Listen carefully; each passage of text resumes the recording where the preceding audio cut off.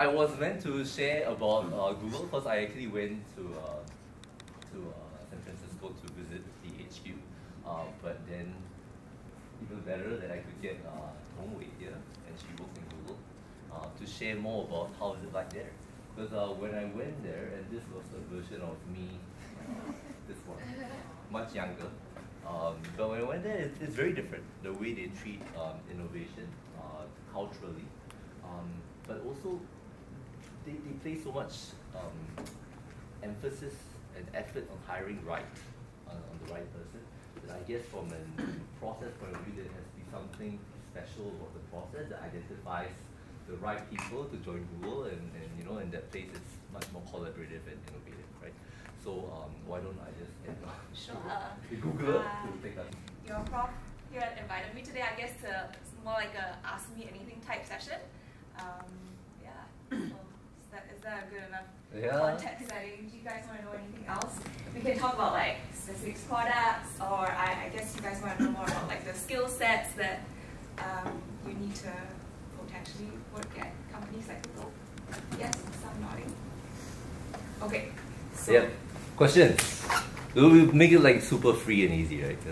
Yeah, I understand that this is your last class, so there's really no pressure because I can't remember anything that went on in my last class. So I feel completely to say whatever it is I want, knowing that you'll have no recollection 6 months down the road. All right, come on. Questions? Yes, Yeah. really. So how do you encourage in your own career with what you do? Great question, guys. So I think there are many ways, both formalized and informalized. There's a formalized process. Some of you guys might have heard of this thing called the 20% Project. How many of you guys have heard of this initiative? Great. So the idea is 80-20, right? You spend 80% of your time doing your bread and butter, like business as usual work, and then 20% of your time doing projects that have little or nothing to do with your current work scope, with the objective being to encourage employees to innovate, create. It can be anything, and you can even leverage Google's resources to pursue these 20% projects. It could be like creating something with our Makers Lab, like if you have a cool robotics or app idea, you can leverage Google's infrastructure to do that. Or you can join other teams that are already doing something crazy and join them to be part of your work group.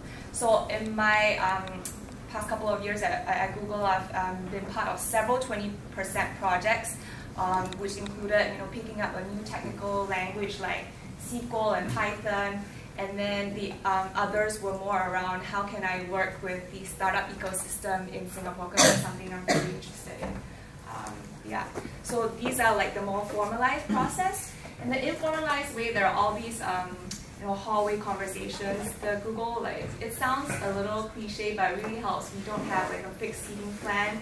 You kind of rotate all over and you meet colleagues from different teams and you strike up conversations, and I'm not lying, but really you get to find out about cool projects that they work on, and they'll be like, hey, do you want to work on this cool thing, maybe during the weekends? So it really kind of is up to you if you want to pursue your time. Officially, you can spend like 20% of your work week doing whatever it is part of your 20% project. You can even burn your weekends on it, and a lot of cool ideas have emerged this way. Most famous example is probably like Gmail. Gmail started off as a weekend project, but today it is like one of our largest platforms across the company. Other questions? I have one. Yeah. So like to select the right, I guess for this to work, like it needs to be made of the right people, right? Yeah. How do the right people get selected and get nurtured? How do the right people get selected? I guess, I don't know, I'm trying to think of like a really like special sauce answer, but really there's the standard interview process. But I think what really helps is when Googlers make a referral for one of their contacts, because then there's sort of like that first layer of filter. But I think table stakes is, I assume everybody is smart. So either academically or non-academically, I think Google also looks at things beyond your grades. Like if you started a really cool startup, or you founded something, or you have like a really cool app or something. So Google also takes a look at that. And then some of the other traits that we look for, I think there's like a whole framework. So firstly, that's like the general cognitive ability, which is just the table stakes intelligence that I spoke about. Secondly, I think is the ability to learn. So at Google, depending on the team you're in, sometimes it can be like a little bit like a consultant, but within a large corporation. So you're moving from projects to projects, even though you might be like within like a large product area, like say YouTube, which I'm in, or Gmail, or whatever it is. You're within a large product area, but you're moving from projects to projects, and you have to learn different skills on a quarterly basis. So the ability to learn things very quickly. Thirdly, I think some sort of like data savviness. No secret, Google is a big data company, so comfort with data analysis, like basic skills like SQL or Dremel, but all those I think you can pick it up if you put your heart into it. And then the last one, which is, I guess, like the secret sauce, right? And if you guys have read any books about Google or articles about Google, you might have come across this term, googliness. And people always ask, like, what does this mean? They ask Larry or Sergey, what does googliness mean? And really, there's no dictionary definition, but it's, I guess, this sort of attitude that you're always intellectually humble. You get your ego out of the way, you just look at the data. If the data says this, then you know, hey, this is where we should take the company, instead of being it all about yourself, which sometimes I've observed at other places it can tend to go down this route. So intellectual humility is one thing. Secondly, is always treat other people with respect. Always assume that other Googlers start off from a place of good intentions, so that you remove a lot of like that politicky, like, oh, this person is trying to undermine my project. So there's very little of that, because you start off with that intention that, hey, everybody is working for the good of this one objective. It sounds very easy to say, but I don't know, like when we all gather in a workplace, it just works. People are generally like that. I would say like 95% of the Googlers I met are genuinely like very like no ego. They're just all about like, hey, what does the right data say? So there's that sense of googliness, and it's just generally, how should I say, like being a good citizen. Like don't small things, but like don't leave your trash lying around. All these small things we believe like are also reflected in the larger behavior of the overall person. Okay. Yeah. Okay. So in the context of YouTube ads, how do you balance revenue generation with protecting user experience, for instance? Oh wow, that's like a Loaded. $1 million question. But essentially, we have like a backend algorithm that decides our ad load. And put simply, ad load is how many ads does a user see within a session, right? And there is this trade-off between ads revenue that Google or YouTube makes and the user cost or user experience, because obviously nobody likes to see ads. Even Larry and Sergey, they press the skip button, much less myself or users like you, right? So we do a lot of extensive user testing. We get panels like from schools or just plucked off from the streets, and we try to make that representative of our user base. We do this sort of user testing, and the technicalities of it I won't get into, but they do all sorts of things like wear these like goggles with eyeball tracking mechanisms, and then we track your eyeball to see like if your attention is on screen or not on screen and stuff like that. So this is just one type of study that we might do. We also fully understand that our users come from different backgrounds, like down to the specifics, different Wi-Fi speeds. A user from India versus a user from Singapore might behave very differently. So we try and optimize and calibrate for users in different settings. Are they watching on a great 4G Singtel Wi-Fi, or are they like in some small city in Indonesia where it's really difficult to get connection and data is very expensive? So we're also trying to optimize for that. What else do we try to do? And also we obviously take very, very seriously our user data and user privacy. It's been all over the news lately how important user privacy is. So we definitely take a very serious view of that. And working on ads, what I can tell you at the very high level is that technically speaking, we can do so much more. There's so much data that sits on the back end But because of user privacy and user concerns, our CEO has opted not to use this data, even though it means like less money for Google. And in client meetings, I'm always getting asked like, hey, can we use these signals to reach this user so that we know that they're in market to buy this, or we know that they're at the airport, stuff like that. Does Google or even other tech companies who log your geo signals data, do we have all this data? Probably, you know, they do have this data, but it's used very, very stringently, and in many cases, not at all. You're not allowed to, you know, dip your toes into that pool, because it would just be a huge violation of user trust. And once that is gone, then, you know, the whole like house of cards like collapses, right? There's no point in wanting to get that incremental like 100 million or 200 million. It's just not worth it, because the whole enterprise will fall. So I won't go into the details, but there are a whole set of rules, like if you're interested in and potentially interviewing at some of these companies that have concerns like that, you might want to read up on GDPR. I think it stands for like General Data Protection Regulation. It's like a set of laws passed by the EU that basically regulates how tech companies use your data, but it's all very clear. And it's a boring thing to do, but maybe read also the user agreement behind YouTube. There's a lot of data, there's a lot of information on like what kind of data that we're providing and stuff like that. Another way that we're also super protective is we give the control to the user. So over the last couple of years, we've done a lot of work in, number one, being more transparent about how we are using your data, and number two, giving the users more control. How many of you guys have gone into the Google like user settings page to toggle your ad privacy or ad personalization preferences? Nope. Do you guys know that it exists? Oh, okay, great. I see some nodding of heads. But essentially, if you go to like any Google platform, just click on the top right-hand button where your profile is. You can absolutely adjust your privacy settings to say what you want to share. You can do it directly on your mobile phone if you want to share your geolocation and stuff like that. And what kind of ads do you want to see? Are you interested in cars, beauty brands? You can adjust all of that. So the benefits of this, why users choose to share this data, is ultimately users see benefit of sharing this data with Google. Not because we want to like show you guys like the latest, I don't know, Estee Lauder fragrance, but really, really primarily the reason is because it powers the rest of our services that help our users in their daily lives.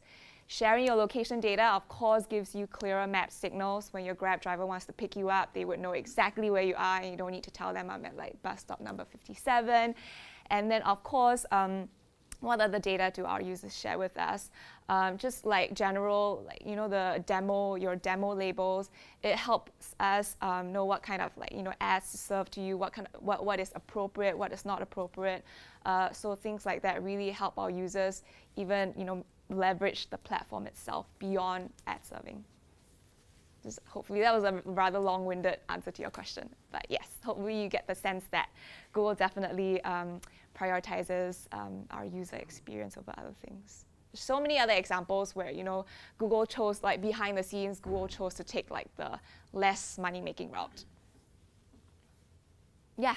This is kind of related to that, but how do they ensure that like this innovative culture that may be like very costly short-term is working? Because like if like Gmail is like great and like that's awesome that it was like a weekend project, but that's like an older invention, like has, I don't know, how do they like ensure that it's like above the red line, like right?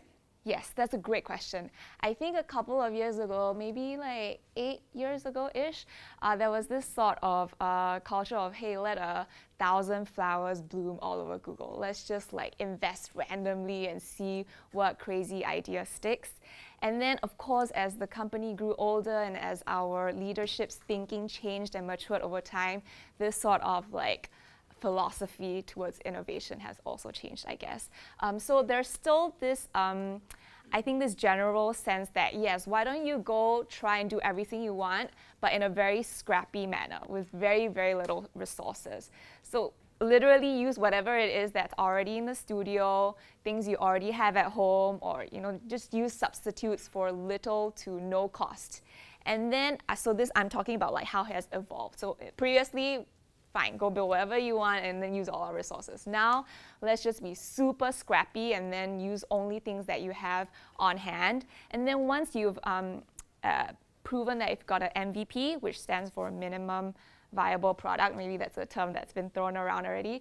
Once you've proven that you've got MVP, you've proven your value proposition to your user, and then you can start like asking for more resources to maybe build like a prototype, and then so on and so forth. And then once it gets started to the revenue generating threshold, then hey, you've like graduated from this sort of like this sort of incubation process. And at Google, of course, there are like formal and informal ways to do it. If you want it to be like, you know, spun off to like a real company, then of course there are more formalized steps that you need to take. So you guys might have heard that Google, of course, is now part of the Alphabet holding company. And of course, there are many reasons why our leadership decided to go this route of forming a holding company. But one of the reasons is to encourage innovation at a larger scale so that other business areas and other product areas can innovate without shareholders being super concerned about how this would affect the main Google's bottom line. So there are tons of companies like, they're not that famous, but you guys might have heard of Verily, Waymo, which is our self-driving effort, Verily, which is, I think, trying to solve for like immortality or something. Like, I don't even know what goes on there. But yeah, they're doing drug testing and all this sort of stuff. So they've taken, like, I guess, money from the main company and then sort of experimented with it. And of course, every quarter they're tied to certain milestones that are not necessarily revenue driven. Like, hey, have you passed this test? Hey, have you hit X number of users? Have you like checked this off with the government? So there are all these milestones that they have to hit that are not necessarily tied to revenue numbers. But if they don't hit those, then of course their projects would be shut down. So I guess what I'm trying to say broadly is yes, there as we've matured as a company, there comes like more frameworks to like regulate and govern the way we try and encourage innovation at Google. Yeah. So like from the idea generation stage to the execution stage, what's a normal like timeline? Like what's a duration period? There's really no like template answer to that. It depends on how complicated your project is. It depends on the skill sets you have. Do you need to find like cross-functional team members to be part of your project? So there's really like no timeline for how long an idea would take from germination to creation. But I would say, like, for me personally, if something is not working within 2 or 3 quarters, then I probably should like change my focus and not waste my time. Yeah, so there's really no timeline to it. Yeah. Like, because you know the issue with like, a lot of music companies, at least I see, is that like how much ownership you have to the idea. Yeah. Because you are doing it during work time and you are using the resources from the company. Like, is it Google's property? Like afterwards, after you come up with the idea and whatnot, or like? Okay, so this you're asking a legal question. So yes, everything that you do on Google's work time and with Google's resources belongs to Google. Like, so Gmail is a 20% project, and now it is a Google platform that generates ad revenue that belongs to Google. Does it have to be though? Because I think you mentioned previously that like some people use that time for personal growth kind of thing, like learning. Yeah. Yeah. So does it have to be related to like the benefit of Google? Well, I guess. Generally speaking, I've definitely seen cases where employees have just gone on to do random things. But ultimately, right, you only have, when I say 20% project, in reality, it's more like 120% project. So you have to like make sure you're excelling, like hitting it right out of the ballpark at your day job. Otherwise, you know, your own career progression, you'll be going nowhere unless you're just like happy as it is. So the 20% project is the extra like special something that you want to bring to the table. Sure, you want to go learn pottery on 20% resources, that's totally cool also, but I think it's just a matter of like prioritization. But when it comes to using Google's resources, then again, I want to use that term Googliness. I think people try to be very considerate about like using Google's resources for something that is like wildly not related to anything that they do in the business. But yeah, I have seen people like pursue projects that like literally it's just it was interesting to them, and you really never know. It could wind up in a very long, windy manner related to what it is that you're doing. Take for example, one of my friends at work. She was just building an app to sort of curate content. And then, long story short, it ended up being a really cool contributing idea to YouTube Kids, which is a way to regulate and curate content that's only kid-friendly, that's child-friendly. So it's like a very random, yeah. I'm not sure if I answered your question also. The second question I have is about the algorithm that, like, for example, we use on YouTube and whatnot. Because I was thinking you do have a lot of data. Then does that data ever, as in it probably does it ever like work against you? Because for instance, like in this mod itself, I had one project that we had to research on like wedding rings, and after that, like, I still, to this day, I still get like wedding ring advertisements and just like, stop, I'm not getting married. Yeah. I'm not interested in getting married. How do I break up? Like, I'll Google that just so that maybe they'll register that I don't want to get married. So they'll stop showing it to me. I always get a little bit nervous when I get questions about like the Google algorithm. It's like one person can answer the algorithm question. Yeah,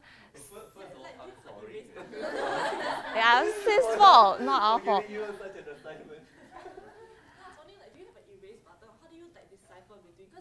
inevitably, like out of nowhere, maybe I have like random questions about like something very, very weird, and then like I Google like mayonnaise or something, and then Yeah, no, I see where you're going with this question. So I think the more tactical question is that for each of our like audience profile segments or whatever, there is a constant refreshing. So hopefully very soon you'll stop seeing these wedding band ads as we realize that, oh, you're not getting married. But I would say on the broader note, the algorithm, I don't think you would find any one person, not even the CEO, who can give you the answers to exactly what the algorithm does or does not. It's by now like this dragon. But I would say that generally there's a lot of thoughtful leadership thinking about the issue of polarization on our platform. And if you're searching for something that's very extremist, we don't want to necessarily encouraging you to be consuming more and more of this extremist content so that you're in your own little bubble. But if you have explicitly wanting to go find that information, for example, you're an academic wanting to find out more about ISIS, then fine, we would serve you up the content that you are looking for, but we wouldn't encourage through our like discovery process, like, hey, check out a couple more ISIS videos. So that is something that we've become even more cognizant in recent years, that we do not want to encourage polarization on our platform. And it's a very difficult question to answer that we're working with third-party academics, terrorist experts, pedophilia experts to determine what content is suitable versus what is not. I think we did a recent experiment where we just showed like a video to like 10 different people, like parents, academics, and each one of them had like a different classification of how appropriate they thought this video was. Think even from the advertiser point of view, right? Some ad or some video that is suitable for Johnson's & Johnson's is not suitable for Red Bull. So even in terms of like the video content that is on YouTube versus the ad and the ads, there are all these it's a gray like spectrum that we're talking about here. So it's very, very difficult to actually classify and understand video content and how appropriate it is for our users. So there's a lot of work, I would say, on the machine learning end, because the machine learning algorithm is only as good as the data you feed into it, right? And then beyond the machine learning, there are also all of these human inputs where we get like third-party experts, a whole team of vendors to look at videos and stuff like that. It's a super tough team to be, and I think they have policies around like rotating them every 3 months, because you can't be watching porn for 3 months and not have it like affect your psyche. So this is a really serious problem, and I think companies like Facebook and Twitter also have teams and policies like that. So it's the machine learning, but also like the human inputs to make sure that our machine learning doesn't just pick up all of these biases. And very sadly, I think what we're trying to solve is it wasn't Google's original job to regulate humanity, right? It is a reflection of humanity. Unfortunately, on our platform, we see sometimes the worst of humanity, that because of the scale of our platform, it gets like broadcasted. And so we try responsibly as fast as we can to kind of tackle this problem, but really what it is that you're dealing with like the worst of humankind. If you think reading like YouTube comments is worse, you know, there are a whole bunch of like, it's really ugly stuff that you see online. Like an example that hit very close to home for my team was recently we were all at the San Bruno office where of course, there were shootings at the office. And then immediately there were like all these horrible comments coming from like the public about how like, oh, Google and YouTube deserved it. So of course, this was like a very ironic, like we were kind of at the receiving end of all this now that we were the focal point of the incident. And that just made it hit home that, okay, we need to do so much more to even regulate like user-generated content, user-generated comments. So it's really this fine line between how can we serve up results that are reflective of what people want, knowing that it consumes all of the biases that our users have. Because the machine would just serve you up all the biases that you are feeding into it, right? How can we stay neutral on that ground, but also make sure that things are sensitive and whatnot? Because you don't necessarily want to be pushing any agenda yourself. You know, there's this stereotype that, oh, we might be a very like liberal company and we don't support conservative viewpoints or whatever not. And that is like, you know, we want to come up very strongly and debunk this myth and say that, hey, we want to maintain our position as a neutral platform, because otherwise we would just be contributing to that bubble. Just now that we would be feeding into like the liberal bubble. That's definitely not something that we want to do. We want to maintain our platform as like a neutral place where people of all stripes can come and express themselves. Being that like, being like what you're talking about, like the control center of like information, like how do you... Okay, I don't know if I want to position Google as the control center. There might be some legal... Yeah, go ahead. But like, how do you like, because you are clearly like neutralizing some like searches more than others, like you're talking about like ISIS or certain things like that. Like, how do you ensure that like you don't like pass the gray line of like, oh, like moderating such things? Do you know what I mean? Like, where do you draw the line on like, these are issues that we have to like, we can like clearly make like non-polar or things like that, and there are some issues that like you just have to like kind of like let exist? Yeah, I think it's a really tough question. Let me think of how I can answer it. The context is more in the gray type of issues like this. Yeah. So I would say like the very simplistic answer is you always start with segmenting the problem. There is a segment of issues that are based on facts. Very specific example is news. Especially we've seen across our learning experience that when it comes to breaking news, you have to rely on facts. And these types of things typically come from large news corporations, trusted news sources. For those, then we would definitely want to overweight credibility. We don't want like some random person like, oh, okay, this is what's happening on the ground, and then serving it up as like the #1 link and the source of truth when you're trying to find out about some breaking news event. So for like segments of issues like breaking news, the truth, elections, like who's like the very high-level things like who's running, facts about the candidates, all of this we would leverage like trusted sources. And I think for very specific events like elections not only in the US but across Asia as well, we would invite the candidates' teams to like, vet these top results and like say, hey, these are the positions that you have presented to the public, and this is what we're going to serve. Is that okay? And so these have actually been vetted with the candidates' teams themselves. So these are just some of the things that we try to do to establish truth and facts. But of course, there's a whole other chunk of things like, what is the best mascara in 2018? Who is the source of truth of that? Cosmo, Vogue, don't know. So we would just run like the normal Google algorithms about like who searches what more, and all the page rank and all of that kind of stuff. So there's this segmentation of issues where facts really do matter, and other issues where it's more like subjective, best perfume of 2018, stuff like that. Yeah. So what's the biggest challenge for your role or your division? Is it more like internal compliance, governance rules on data, or is it more like convincing that the revenue generating side, convincing I mean, getting potential clients to use YouTube as an advertising channel? Like, which one is more challenging, or is there a third issue that is more challenging? That is a bigger challenge. So which issue is more challenging? Is it trying to balance user cost versus ad revenue, or trying to generate more revenue? That's an interesting question. So I guess like it would depend on who you're talking to at Google and at YouTube. The way the YouTube ecosystem works is like this triangle, right? So you have your creators, which is all the cool people making all the videos, the users who are consuming the videos and contributing to the eyeballs, and then the advertisers who kind of like lubricate the whole ecosystem, right?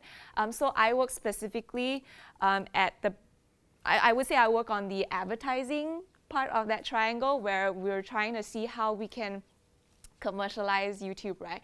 So I would say like my little team's mandate is to drive more revenue for YouTube. But of course, do we have cross-functional collaboration with the other two? Then definitely yes, because we've done like a lot of user tests to see that, hey, if we increase like ad load and make a whole bunch of money for this quarter, then you see like, oh, suddenly in the next quarter, eyeballs start dropping off, and then you know, this is a domino effect. The eyeballs start going, and then the creators don't generate enough revenue. They create less content. Advertisers don't want to come on the platform. So we're very careful about that.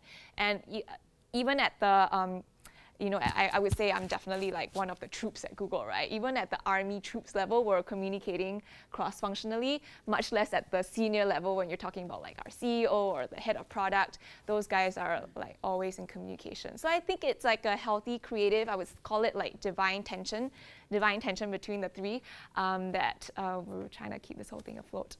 So yeah, and I would say it's very seasonal, depending on what happens. Maybe one function's priority might come above the other. So it really depends, yeah. Yeah. Yeah, like apart from all the positive aspects and things you read about Google. Oh, okay, I'm glad that there's some positive thing you're reading about Google outside. We had a tough year. Yeah, like when you read bad press about Google, it always comes down to taxes. Like all the tech giants don't pay taxes in Europe, blah, blah, blah. Are you going to regulate this question? Okay, no, yeah, go ahead. So Taxes. What is your, what is the view of people at Google on that? Do you consider that as fair, or how is this issue? My body language is like I'm shrinking back towards the back. How is this issue handled? It would be interesting to I want to be super careful here because I feel like I'm treading on like legal grounds talking about Google's POV on taxes. I guess with all big companies, like, and I'm coming from the company point of view, right? Like, yeah. You're helping out. I like shoot like SOS. More space to breathe, but I'm just coming from an entirely company point of view. Like, I imagine I would do the best I can to optimize my taxes, right? And like in not even company, like if I were an individual, a wealthy individual that, you know, the amount of taxes I pay swings in the millions, I will optimize my taxes as well. Not to the state of evading them, but optimize them. I guess when you talk about companies, then the scale is so much bigger. And then when you really think about, okay, because these taxes could then be used to like whatever else, right, those taxes could be used for, then do they have the moral obligation to pay more?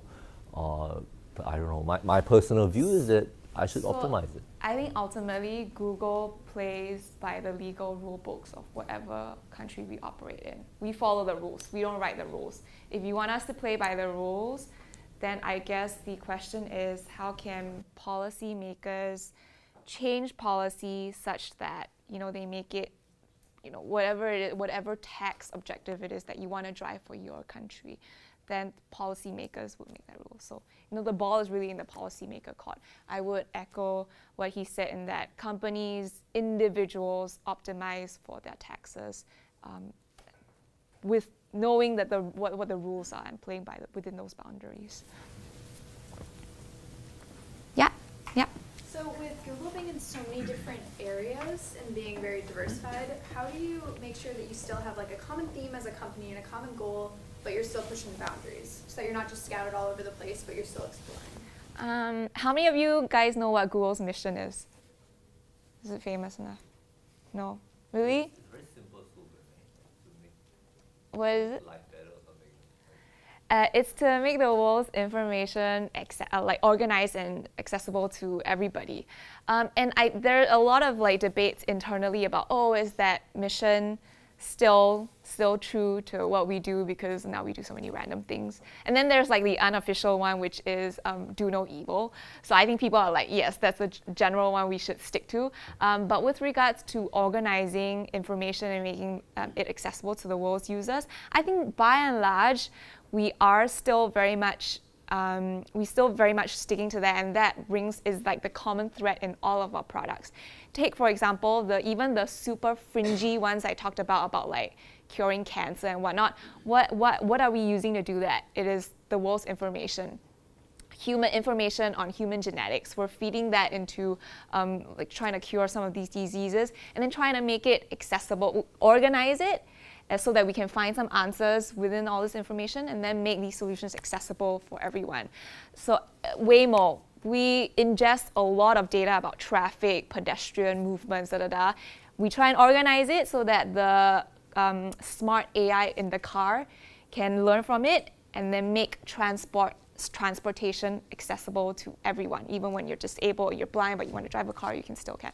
So basically, these are just two fringe examples that still illustrate that we try to stick to that mission. And so, of course, then the rest of the company, in more obvious ways, then would stick to that model. So I think our CEO, Sundar Pichai, has come out to say that, yes, even though that we're blossoming in all sorts of different ways, that is still very much part of our core DNA. And of course, we've evolved from like if you go back even 8 years, like the Google search, it was 10 ugly blue wings. We've made it so much better. And he's come up publicly to say that is still very much true to what we try to do at Google every day. But who knows, in another 5 years, we need to revamp our one-line slogan. Let's revisit it. But for now, yes, that's very much a core driving force. Yeah, you had a question? Oh, yeah. Google's main revenue model is like from ads, right? Bingo. So like with regards to like competitors, maybe Facebook or Amazon, like how does Google like innovate to like differentiate? Because now obviously it's #1 visited site in the world. Yeah, but like how like maybe in like 10 years time, like with Facebook users increasing, how does Google like differentiate itself, or does it compete on a separate like model? So your question is, how can Google differentiate itself to ensure its like longevity?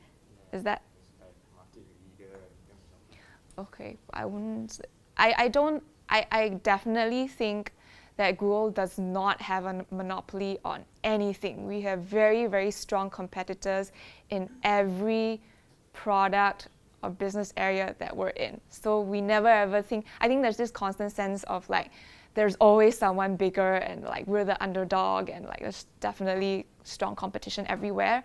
So having said that, I think one general guiding principle at Google is we definitely don't want to be completely ignorant of what our other competitive offerings are. Like, we definitely don't want to be like, oh, I have no idea what Facebook does. No, that's not the lens that we try to take. But we also don't want to be taking the stance of, hey, let's look at what Instagram is doing, or let's look at what Facebook is doing, and let's just do the same thing. So we don't want to be running the business kind of in the shadows of our competitors.